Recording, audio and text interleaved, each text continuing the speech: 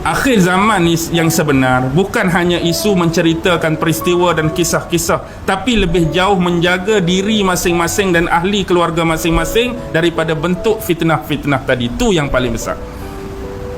Tuan-tuan jaga diri tuan-tuan, jaga isteri, jaga anak-anak. Saya pun jaga diri saya, jaga isteri, jaga anak-anak daripada sebarang bentuk fitnah.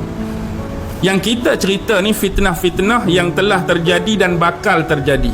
Bukan nak sangat cerita benda tu, tetapi nak dijadikan sebagai pengetahuan dan benteng, takut kita terkena dan terjebak dengan fitnah. Tu saja. Dia bukan kadang suka-suka, tak ada kerja lain ke nak cerita fitnah, fitnah, fitnah, dajjal, dajjal, dajjal, akhir zaman, akhir zaman, akhir zaman. Suka ke kita? No. Bukan suka-suka nak cerita. Nak cerita itu sebagai penerangan, sebagai pengetahuan, sebagai penjelasan. Jangan bagi kita umat Islam terjebak dengan fitnah-fitnah tu saja. Jadi bekalan bagi kita, persiapkan dengan amalan masing-masing. Bukan suka-suka nak cerita, orang lain tak tahu, aku tahu cerita ni. Orang lain tak hebat, aku hebat. No, tidak tuan-tuan. Sebab bila sebut tentang akhirat, bila sebut tentang mati tu yang kita paling risau. Mati, semua orang mati, tapi isu dia kita nak mati dengan cara mana? Tu je. Saya akan mati, tuan-tuan akan mati, abang akan mati, kakak akan mati. Cuma isu paling besar, kita mati nak menghadap Allah, mati cara mana? Tu je.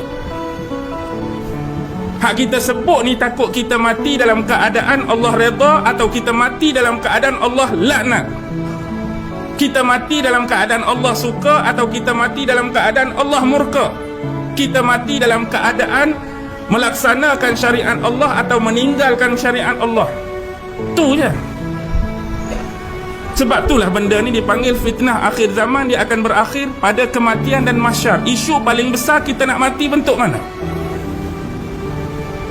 Nak mati dalam bentuk terkena fitnah ataupun terlepas daripada fitnah. Tu yang kita minta. Benda tu confirm akan datang. Dia cerita ni bukan untuk ditunggu tuan-tuan. Mudah kadang-kadang orang silap faham.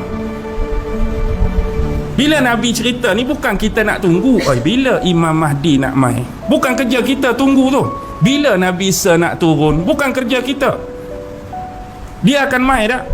Dia akan mai bila-bila masa yang ditentukan oleh Allah, dia mai. Bukan kerja kita tunggu. Kadang-kadang tunggu punya tunggu, kita mati dia tak mai-mai lagi. Betul. Nak Imam Mahdi tak keluar, kita mati dah sebab tunggu punya pasal.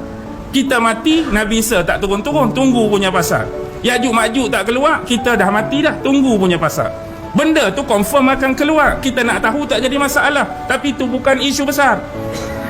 Isu besar hak kita nak mati ni nak bawa apa dia amalan. Dajjal go on lah dia, Ya'juj Ma'juj biarlah dia. Nabi Isa tetap akan datang, Imam Mahdi tetap akan keluar. Yang kita nak mati ni beriman ke tak beriman? Allah redha ke Allah murka? Allah suka ke Allah tak suka? Tu persoalan paling besar. Boleh faham ke tak ni? Jangan angguk saja. InsyaAllah.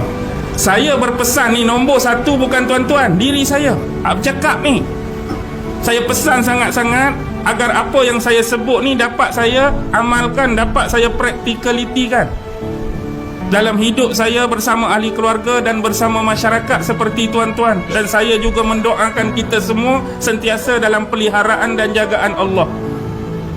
Moga Allah jaga kita, memperbaiki amal kita, memperbaiki kehidupan kita, selamat dunia akhirat. Mudah-mudahan itu yang kita nak pun. Benda hak bakal berlaku pasti akan berlaku. Itu adalah ujian, musibah daripada Allah Subhanahu Wa Taala sebagai bentuk ujian bagi manusia. Bila Quran sebut, bila Nabi sebut, confirm benda akan jadi. Wallahu alam bila itu dia cerita. Bukan nak menunggu-nunggu, bukan nak meramal-ramal, bukan nak mengagak-agak, bukan nak mengandai-andai. Yang jadi akan tetap terjadi.